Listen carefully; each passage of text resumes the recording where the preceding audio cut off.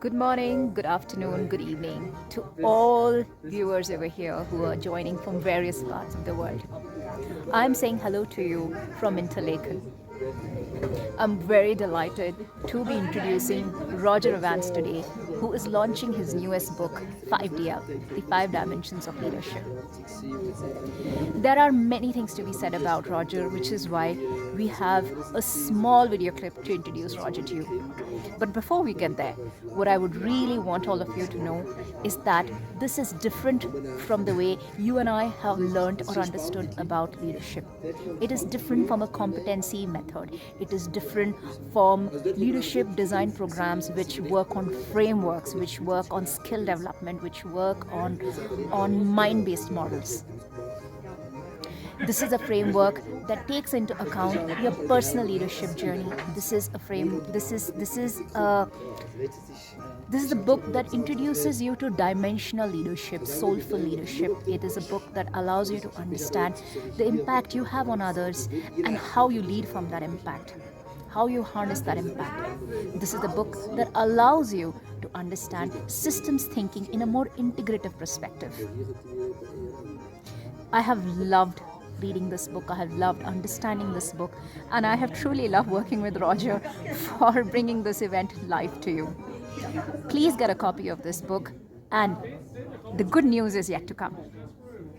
So, for all of you who are attending this event, you need to be able to tell us what you like about this event. You have to be able to tell us that if this method of thinking, this method of feeling, this method of understanding resonates well with you, and we will look forward to getting you directly in touch with Roger for a complimentary session of the 5DL workshop that he does for senior executives directly to you.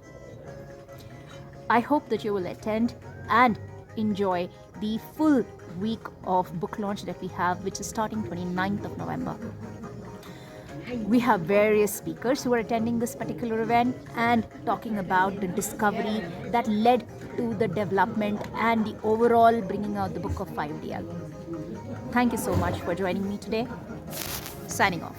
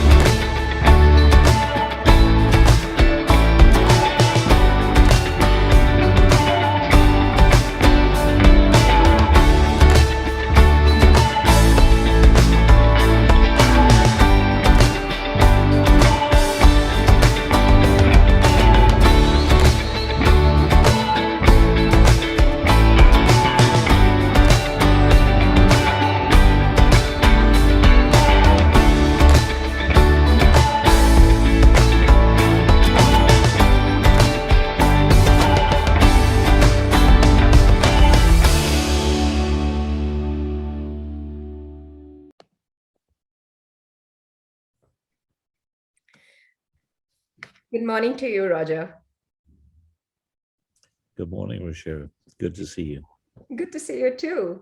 And good morning, good afternoon, and good evening to audience that are logging in across the world and from different time zones. We are here with Roger Evans today. And he has very, very kindly agreed to give us time to talk about a very close to heart, petty show with all of us today, which is finding the existential purpose in the leadership crisis. And we have Roger for the next few minutes with us to explore what this crisis is about, what existential purpose is, and within that, what is the transformation that we are seeing. And of course, Roger has a wonderful book, which is his life's work of 5DL, that's coming out in the next few weeks. And we would like Roger to talk us through what's important, what's significant, and what's beautiful about this book. So welcome, Roger. Welcome once again. Oh, that's a big welcome, Rashira. Thank you. Not at all. My pleasure. My pleasure to have you here. And Roger, if we can unfold this conversation with, yes, finding the existential purpose, but we have also been hearing about the leadership crisis that you've been talking about for a while now. So would you mind talking a little more about that? Yeah, of course I will. Rashira, let me start with the following. I've written a new context for the book, actually, in 2021, because there are so many things that have happened during the last 18 months, COVID, etc.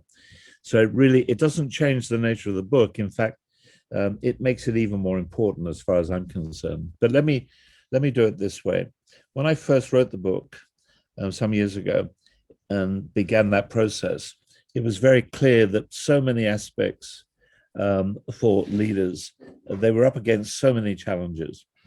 And it really didn't matter which sector they were in. It really didn't matter whether it was public, private sector organizations, voluntary sector organizations.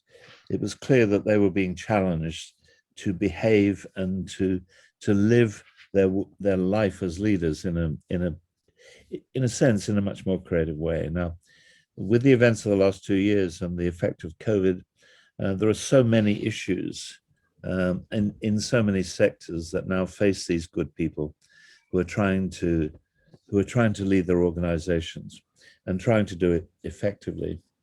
And the world at the moment, we're facing extreme issues, whether that's food insecurity, refugees, whether it's gender discrimination, child and labor trafficking, all of these issues. And then if you drop that into various sectors, in the financial services, in health, both in private and public sector health, oil and gas, and in education, we see that some of these issues that I'm going to talk about have been so exacerbated because of the uncertainty, and not least for governments, for political leaders. But I would also then drop that down to talk about organizational leaders and parents, actually, because they're having to cope with extreme issues. Now, you may say, well, what has that got to do with leadership? From my point of view, it is fundamental that the leadership I'm talking about is an inner leadership. And that's really significant, Rashira, because what we're talking about here, the world in organizational life and leadership, certainly during my professional life, has been about what Starkey and Hall call the economic narrative. It's based on finance, it's based on money, it's based on profit. And rather than, in addition to that, a social narrative, a narrative that really deeply understands what people need. And that's really what I tried to unpack in 5DL, and also what we experienced as we were doing the research over many, many years. Mm-hmm. So this existential crisis, so many leaders, in my experience, from the political environment to organizations, both public and private sector, are asking themselves, how do I do this? How do I now cope with this? And frankly, they don't know in many cases. Mm-hmm. So that's a long-winded introduction and response to your first question, really. Excuse me. Yes, and we're talking about the how, and you spoke about inner leadership, and that is the leadership of the self. I am assuming you're alluding to. would you still be able to talk about what is feeding, what is persisting the leadership crisis in all of this?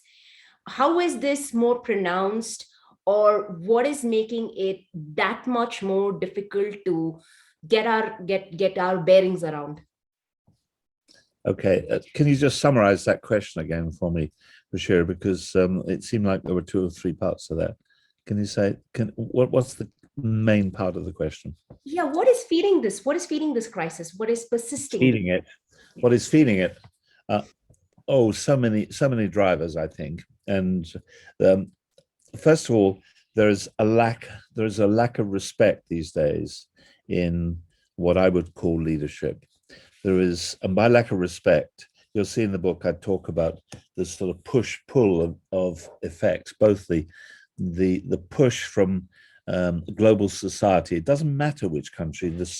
People are waking up to their own independence and individuality, and they're asking for a different type of response to places where they work. That's one huge driver.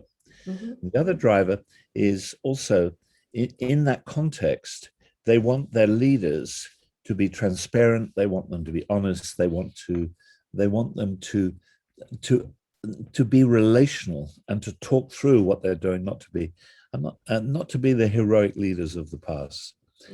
So that's another big one. The other piece is that over the last 50 years, it's certainly what I've seen, particularly over the last 30 years, is there's been a huge amount of development of these good people who are leaders.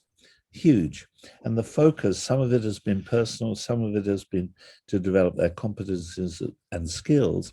But the existential crisis I'm describing is that many, just developing the skills of the individual doesn't actually, it adds, but it doesn't go to the heart of this issue, which is the authentic nature of the leader. The leader really is the leader really behaving as a deeply value-based human being. Now, that's a huge jump, I know that, but that's what we see. And all the research we saw was that those leaders that could be authentic in the way that Bill George describes in his book on authentic leadership, the way that Joe Jaworski describes in terms of his work with presence and source, to the leaders to become deeply human and therefore start to understand themselves. And as they reflect on themselves, they begin to understand other people. So those are the underlying drivers. And in my language, the closer we can come to being authentic and towards our own authentic self, then change begins to take place, both in the individual leader, but also in those around them. Yeah. Is that clear, Rashir? Yes, Roger. And as you say that, I'm thinking that it to get to a more authentic place within ourselves, it's almost a journey. It's a journey of discovery. It's a big journey. It's a very big journey. And I don't want to underestimate it, but I also don't want to say it's an impossible journey, because it isn't. Because in my life and in my work with thousands of managers, leaders around the world, and all parts of the world, once they start, things start to change. I'm really, and I just want to emphasize that the journey is necessary, but the beginning of the journey, as they begin to self-reflect, and this is what I talk about as 1DL, as they begin to self-reflect, their world begins to change, and the people around them begin to see that this person, they start to see the person. So there is more of the real self that comes into the view of, at least immediately, who they are working with. So people are more inspired, people understand better. Exactly. Do you know what's fascinating in that is it doesn't have to be huge steps. As these people, whether they're women, whether they're men, whether they're older or young, as they begin to start to take responsibility, which is the process of self-reflection for themselves, what they do, for their thoughts and their feelings, and what works and doesn't work, people around them go, hey, now they get it. They really start to understand, and they see the real person. And it's quite dramatic. I mean, in the book, I give some cases, and I think I've done that I've posted some cases on LinkedIn over the last few weeks. There are some very good examples there of very senior people who realize they can't do it in the way they're used to doing it, or to run their organizations. And they go through, as it were, some mini crisis. I'm not making that bad. In fact, the opposite. And that mini crisis where they go, hey, wait a minute, I'm having to learn another way of doing this. And as they do that, people begin to see this real person. People start taking them seriously in a completely different way. Now, I believe that many politicians could start to do that if they could acknowledge what they struggle with. I think people would be much more understanding, because they would see that these folk are like themselves, because all of us have those issues in our lives when we need to stop and say, wait a minute, what am I doing that's effective? What am I doing? Where am I getting support, etc. Now that's interesting for me. That's deeply interesting. And that the beginning of that journey is the key for me, Rashira. And does that make sense to you? yes, it does. It does. And I'm thinking about where do leaders go to even begin to explore this? What help is available today? Well, I think there are many areas, and of course, I'm very committed to people taking a look at my book 5DL, because there's a very simple process in there. It's not easy process, but it's simple, and it says, take a look at this, see some steps that will help you, and then. And what I do in each chapter in the book is I talk about the different ways that they can get help. For example, you're a coach, which is part of what you do. And I'm saying to people, go and get yourself a coach. Go and get somebody who isn't just there to help you get a more efficient company or a more efficient team. All of that's good. But find a coach who says to you, are you able to self-reflect, and helps you self-reflect? A coach that is experienced in building right relations with the people around you, because that's important to you as a person. A coach who really understands that. Now, that type of coaching isn't your standard executive coaching. Yes. It's a different way of working. Yes. And I think, there's a community. We've established, as you probably know, a 5DL community when our website gets launched. And here, this is going to be an environment where people can come together from different parts of the world and share experiences, not just experiences, but help one another. Do you see what I mean? And I think those are some fairly straightforward, simple, cost-effective ways of these good people beginning to develop and beginning to self-reflect and beginning to ask for help. Yeah. You see what I'm saying? Yeah. So what I'm receiving from you, Roger, is that first of all, that there is a strong, subtle element, however, of differentiation of just executive coaching, but beyond that, going beyond that, to be able to discern and say that there are various aspects of and dimensions, if you will, of these leadership that some of these coaches need to know how to lead the executives. Yeah, absolutely. The majority of, I'm not saying all, but very many folk who are trained as executive coaches with the best one in the world, they have very little, in my world and what I've seen over the years, very little psychological depth. Yes. Psychological understanding. Now, if you don't have that, you can't, then it's more of the same. Then you're helping leaders be much more effective with their economic narrative. Yeah. I want leaders through 5DL, through other platforms, to start to think about themselves personally and wonder about where they get caught, wonder about, how come these 3-4 different people who report to me don't seem to understand me? Now, what's that about? Is it about them or is it about me? The first port of call, as far as I'm concerned, what do I have to see about myself? Yeah. What do I have to deeply understand? And one of the things I've always done with these good folk, these leaders, is very often is say to them, what happens at home? What happens at home? Does it all work? And of course it doesn't all work. So how do you deal with that? And many of them say, I've had to really take stock. I've really had to look at myself. So I said, well, how come you don't do that here in the workplace? How come you don't do that with this team of 10 people that you've got? You know, and so some of those things are absolutely key. And yeah. Yeah, no, I'm so glad you're saying that, Roger, because I think, and I have discovered this over the last couple of years that I've been training myself to get into executive coaching, and then certainly under your mentorship, tutorship, and understanding that it's not just coach training that a lot of us go through, but there's a very, very strong rigor and refinement of even thinking and approaching elements at the leadership level that's required, which does not happen if you do not have this kind of psychological mindedness. And No. then 5DL adds one more refined layer to it. So it just gets more and more beautiful and more powerful.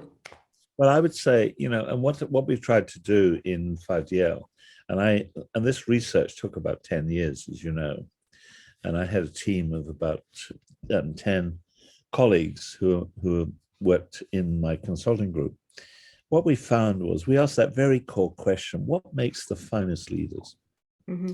And we knew, you know, this was in the late 90s, and we knew, we'd worked together for many years, and from the many hundreds we'd worked with, leaders and managers, it was very clear that some really stood out because, for a number of reasons. Now, we didn't know what they were then. And just what you're saying, you see, and all of us had a very deep psychological training, as well as being effective coaches in that context. And by beginning to ask those questions, and it took a long time, they didn't all come out at once, but we began to see the first thing we saw very clearly is just what you're saying. Those people, those individuals who had a leadership role, didn't have to be the CEO or the head of a division. And it was very effective if they did, if they could say, wait a minute, and could talk to us about where their need to self-reflect and how they did that. And those that were very skilled in that, remarkable things happened around them because they could ask for help, because they could deeply reach into their people. Psychologically, I don't mean to say they had to be trained as psychologists, but they think they would reflect, wait a minute, how come this person does this way? And they started to then understand the people around them in a very different way.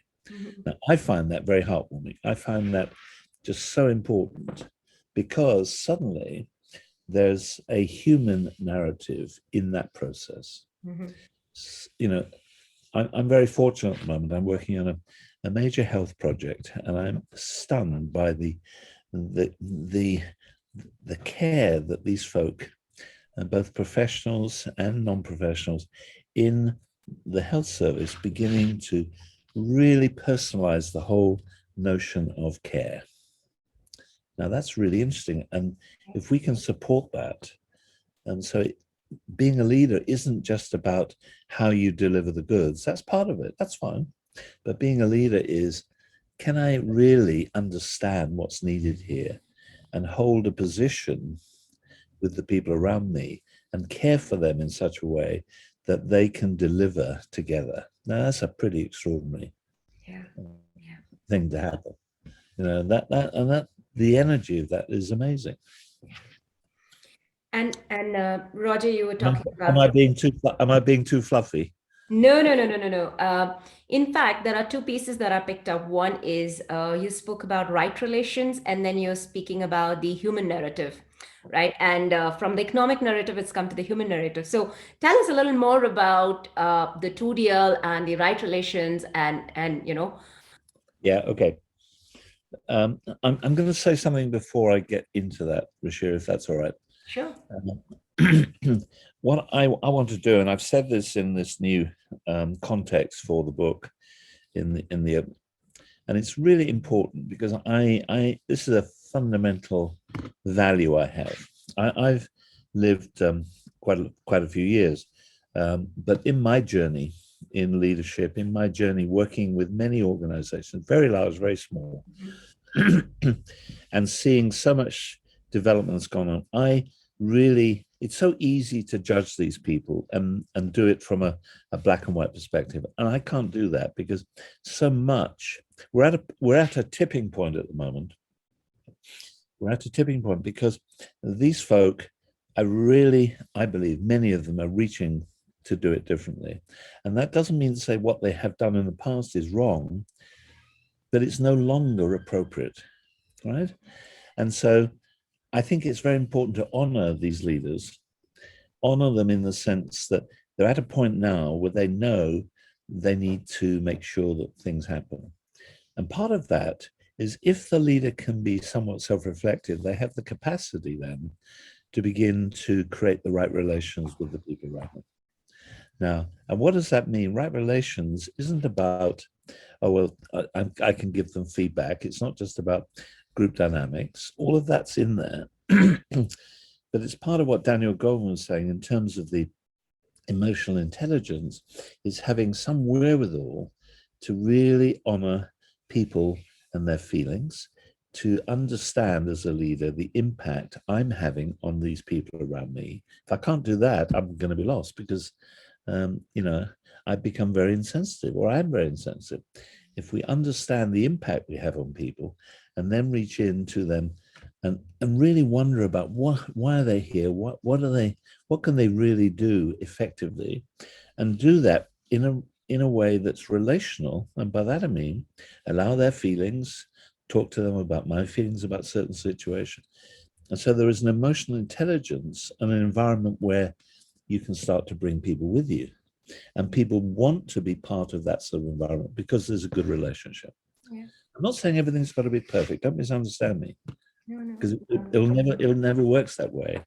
But if it's good enough, the world changes in that environment. I think I experienced this first time, and at the beginning of the year, I was in the fundamentals program, and one of the days, one of the questions was talk about the impact you have had on this group that you've been here for the last 3-4 days. And I'm like, did I hear myself right? What was that? And it was difficult because I have never, ever stopped to think that in a group, what is the impact I'm having? That's the point. So that was firsthand that opened up for me. And when I started to think about it, it condensed on me that there are so many dimensions I would be missing if I'm not consciously thinking of it. But that's the point. I mean, you hit the nail on the head, Ruchir.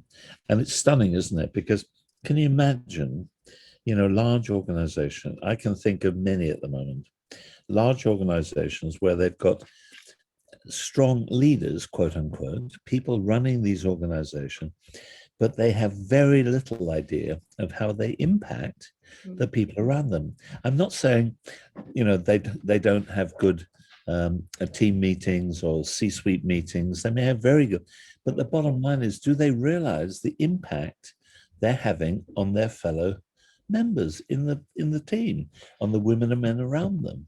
Whether that's a woman leading the team, whether it's a man, that's not the point. The point is, do they really understand their impact?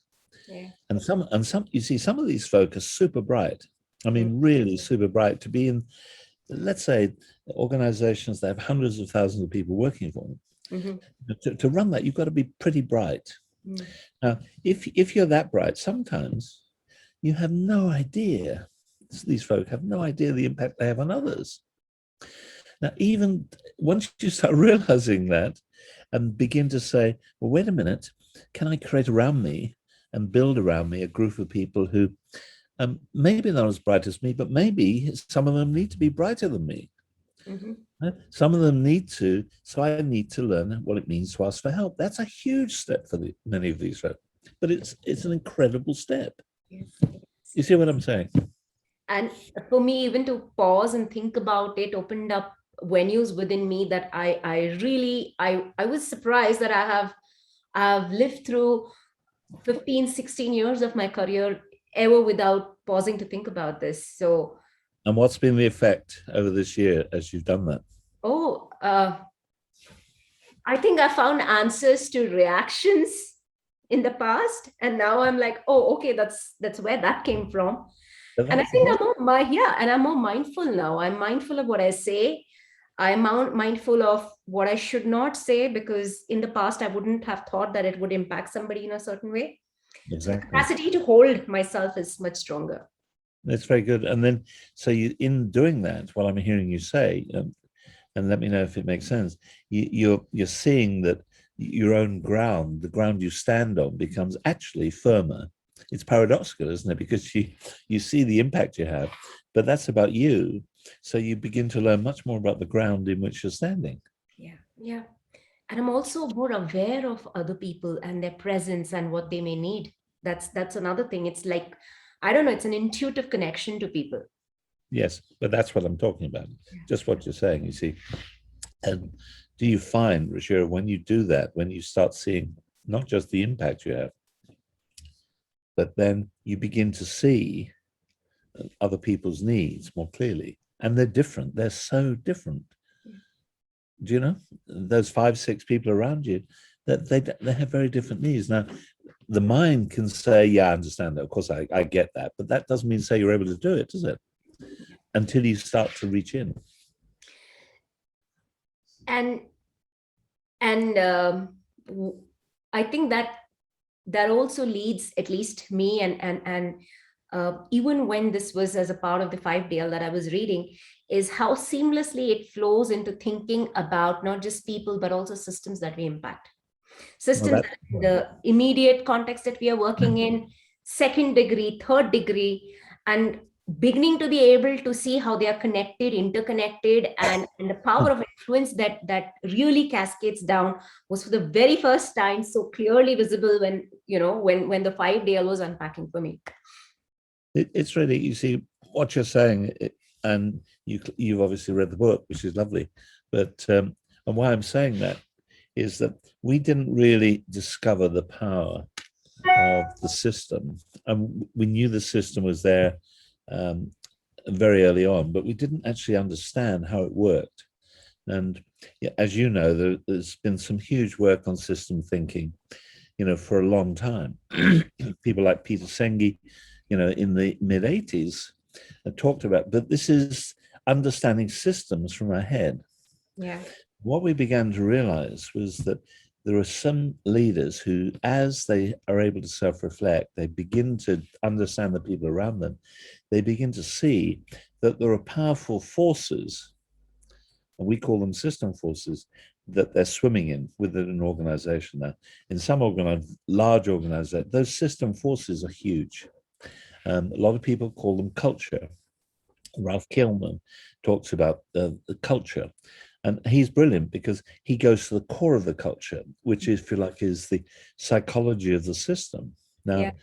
and system forces, what these good leaders really got was system forces impact teams and individuals all the time. Now, if you're not able to self-reflect, you can't see that. As you self-reflect, you begin to realize, hey, wait a minute, there's interpersonal stuff happening here in this group or in this team. It may not be interpersonal. It may be simply the force of the system forces that impact. So you start to separate that out, begin to see that, then you start dealing with those situations differently. Individuals, get very caught with those system forces. So as you start to understand that, it's quite liberating for people to begin to understand that this system is impacting them hugely. It's very interesting. Yeah, Roger, you worked in a lot of very, very high-profile mergers and acquisitions in various Yeah, industries, right? yeah, yeah. And how is the systems thinking work connected to how you're dealing with these mergers and acquisitions, the psychological forces of the system itself, of two different systems coming together, and Good. how, yes, how you operationalize them, help them become successful mergers and not bleeding mergers. But think about it, Rashir, because it's still true. About 70% of all mergers, acquisitions that take place are not successful. Yes, yes. And that's a huge, huge waste. Because and the intention for many of these mergers, some should never happen, in my view, but that's not the point. But many should. And coming together, there's huge potential for collaboration and doing things differently. It's not just about reducing staff or reducing numbers.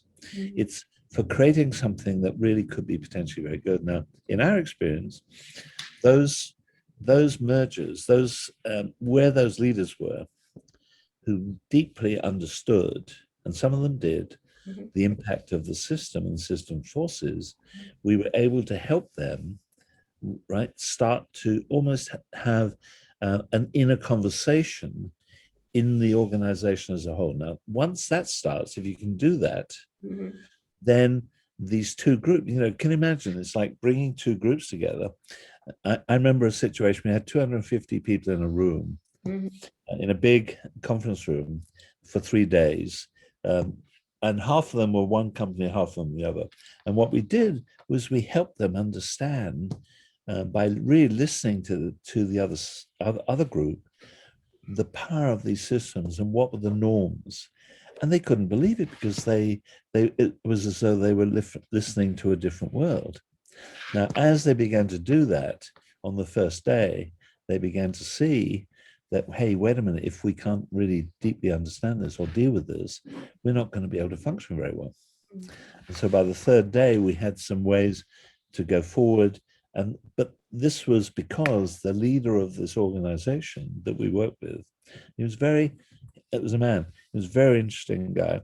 He got what was going on and he knew that he needs to do this.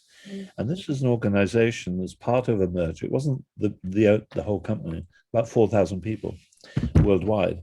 So it was a lot of people. And gradually he was able, with his teams in different parts of the world, to begin to create something that was very remarkable because they got, it was a different way of doing it. Yeah. Interesting, isn't it? Yeah. I'm so tempted to ask you about a lot more of your major advisory work and the coaching work in all of this, and really talk about more about the transformation. But even before I get there, I think it'll be wonderful to talk about what made it happen. It almost sounds as if there was a very strong element of will to make it happen. Yes, but you see, will is very tricky, as you know. So many, I'm talking about these heroic leaders, right? Some big heroic leaders. And we know the world of heroic leaders is not gone, but it's on its way out because it doesn't work. Heroic leaders tend to use strong will to make things happen. And they lead from the front or they push. And the problem with that type of will is that it doesn't, what it evokes, well, you tell me, if you push, what does that evoke? Yeah. An opposite force. But that's the point. Equal amount of opposite force. And that's the point. And that's what happens. I remember being involved in this huge oil and gas. I'm not going to tell you who it was because it's embarrassing. But it was a global company. This is back in the early 80s. So it was a long time ago. And the guy it was a man running this, started a process. All sounded very good, but was forcing it. And within 3 months, there was an equal and opposite momentum coming the other way. It didn't work. And it couldn't work because of that. Now, that's a very different type of will that you were reaching for. And for me, it's about, I call it free will. It's the will that Fordier talks a lot about it because, but you can't do that unless you have a decent level of self-reflection. You've got to be able to reflect.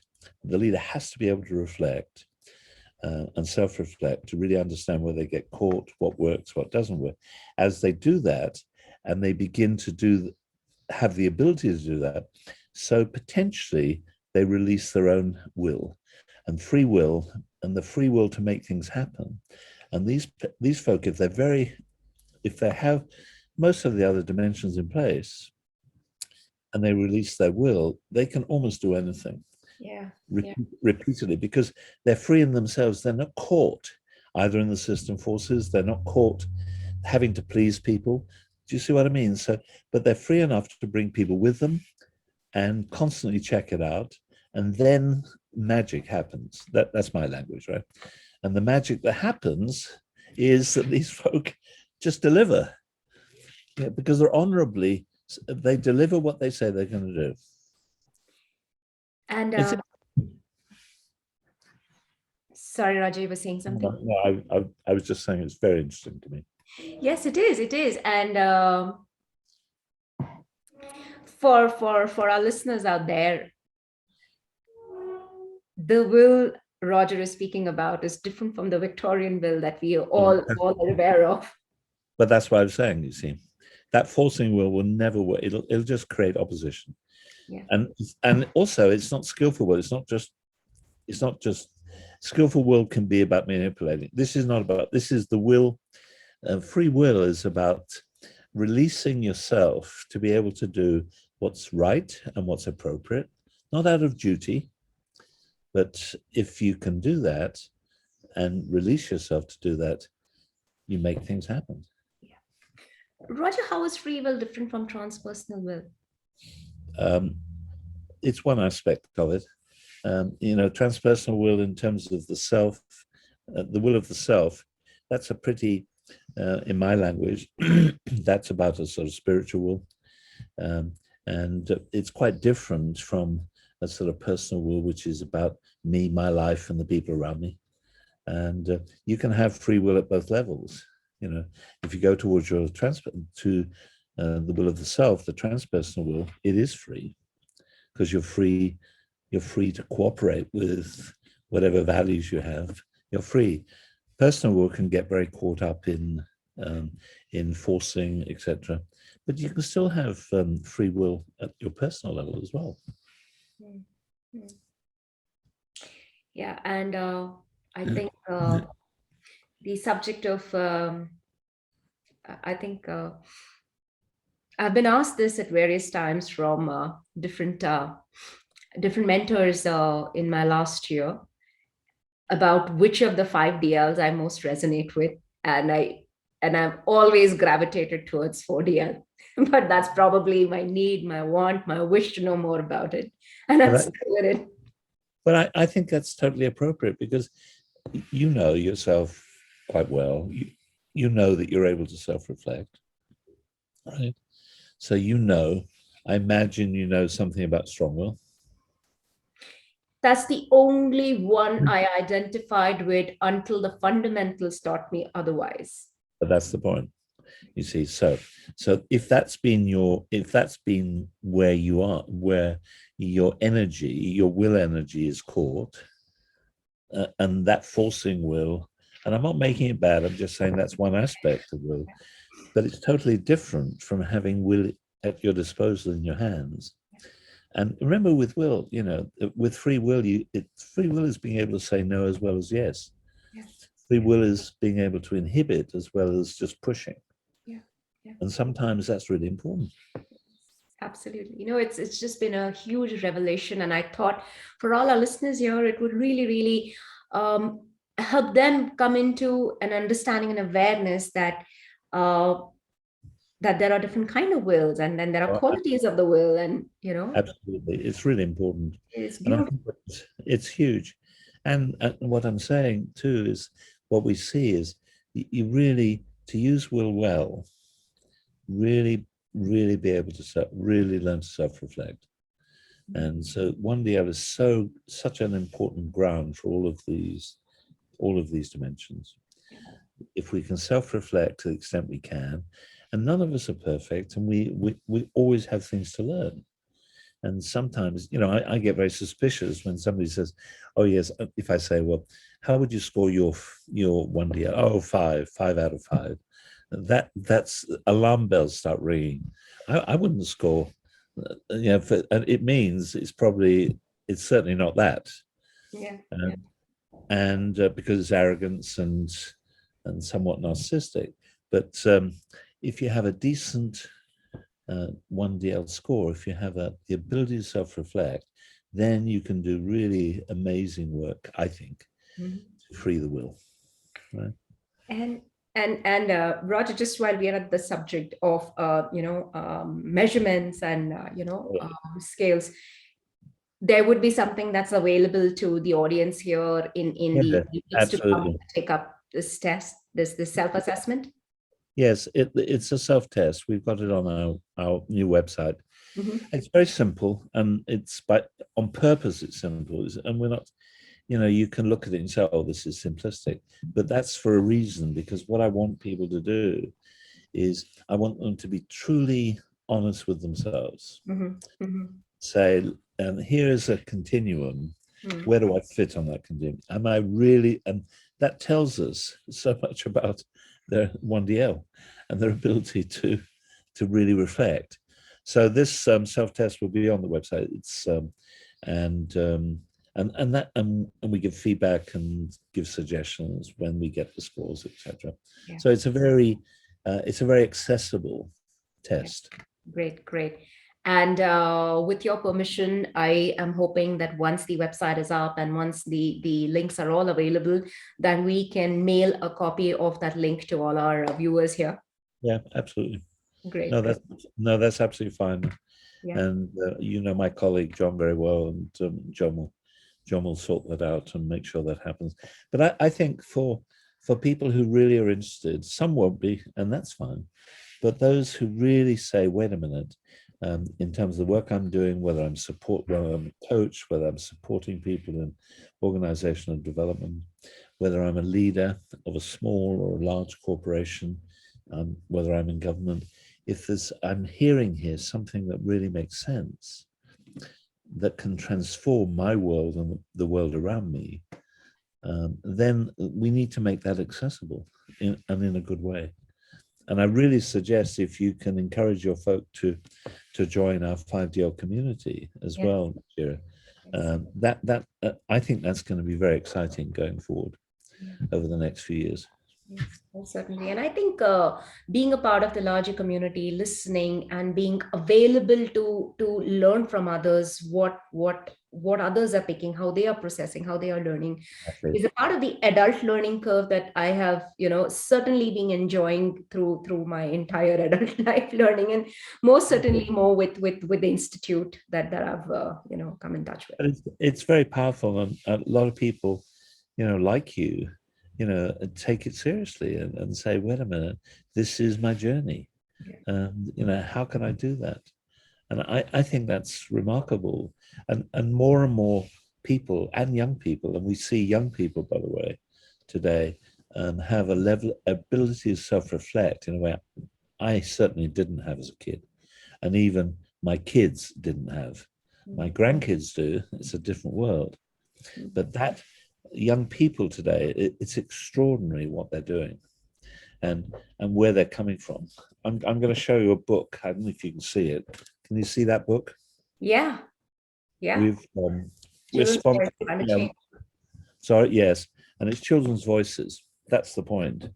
And children's voices in this is really, but it's a wonderful book of drawings by kids and photographs from different parts of the world who are basically saying, you guys haven't sorted this. You need to listen to us in terms of how to sort. And there's a level of self-reflection. There's a level of 1DL in here that is so powerful. And we're sponsoring, partly sponsoring this book, and it's created by a pal of ours, and there are about 2,000 copies that are going to COP26 in Glasgow in a few weeks' time. Not in order to try and force anything, but say, see what's out there, see what these kids are saying.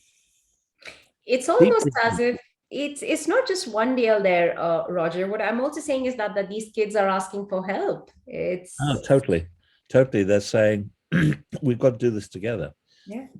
And that means, and what the other thing they're talking about, Rashira, which for me is so powerful, is they're saying, it's a we.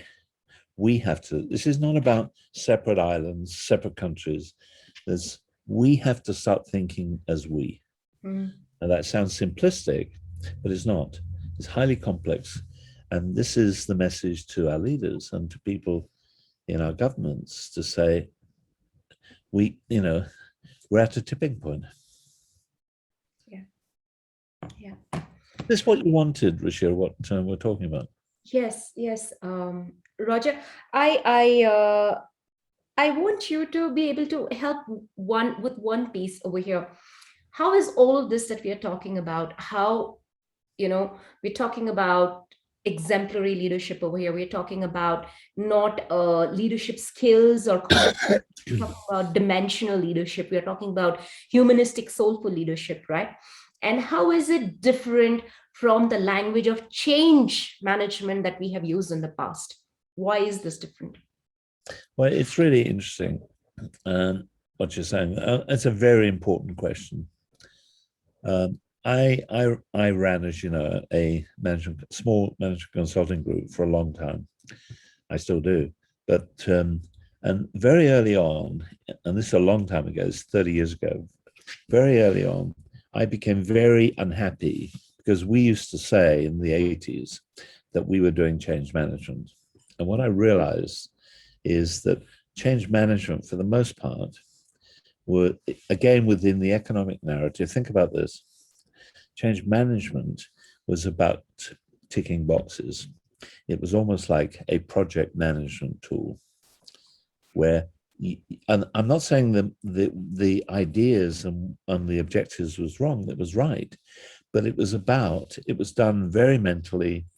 It was done by very bright people who put together Gantt charts, said we have to do these 100 things over the next 2 months, all right? And we've done this. So I'll give you a very good example of that. We have to communicate. I'm talking about large organizations, particularly. Mm-hmm. We have to communicate to our people, very good, that what this change is about, so they understand it.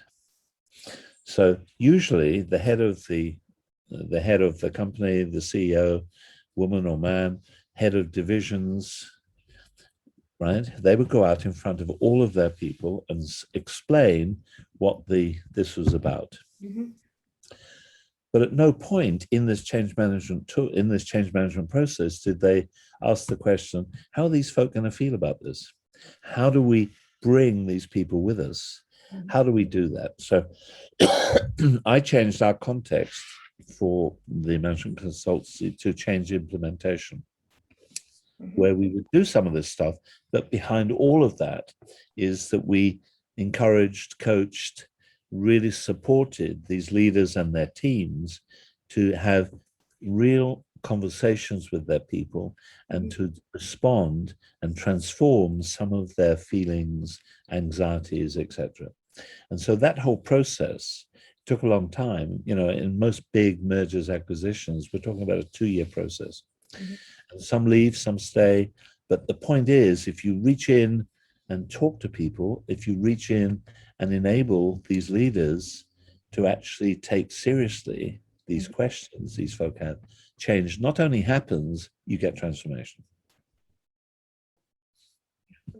Is that clear? Yeah, certainly. And we learned, sorry to interrupt, and we started on our 5-year journey out of that, really, because we realized in the late 90s, and we've been doing this for a long time by then, we realized that some leaders really understood how to do this and surrendered to that process, and some didn't. And that's when we started asking the question, what is it that makes really fine leaders, fine human leaders that can deliver? Yeah. And in all of this, Roger, where do you find does the synthesis of the self, the call to self, where does that land? Well, I think if you truly see, I talk about the self obviously as a psychologist in that part of my work. I think if you really enable another person to deeply self-reflect, the journey you're making in that self-reflection is towards the deepest in yourself, the most authentic in yourself. For me, that's the self, right? And as you do that journey, you don't have to talk about a spiritual context. You don't have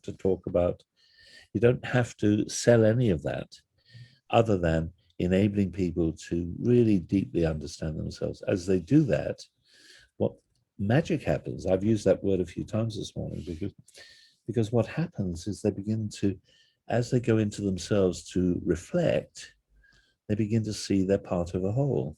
they begin to see it's not just themselves. They start to ask for help. Oh my God, you start to ask for help. Somebody who's never done that. That's amazing. What happens? Humility comes in. As humility comes in, so they connect more to themselves. And they connect to love. And they connect to love for themselves, for the people around them, and for the whole. And I'm not saying that as some sort of abstract idea. That's real. Yeah. Roger, it's beautiful what you have put together for the world at large to understand, to read, to consume, to internalize, and also a place to ask for this help and to bring it to themselves, not at a theoretical level, but also every single day how they can live with this, live through this, and make a difference to themselves. So thank you so very much for that. We are all really looking forward to the book launch week that is coming up late November. So everybody out there, please watch out for this space. We are going to see a lot more of Roger events, and we will also be able to see a lot of people that have a lot of very strong and senior leaders that have worked with Roger in the past, and get to hear case studies from them, stories of transformation from them.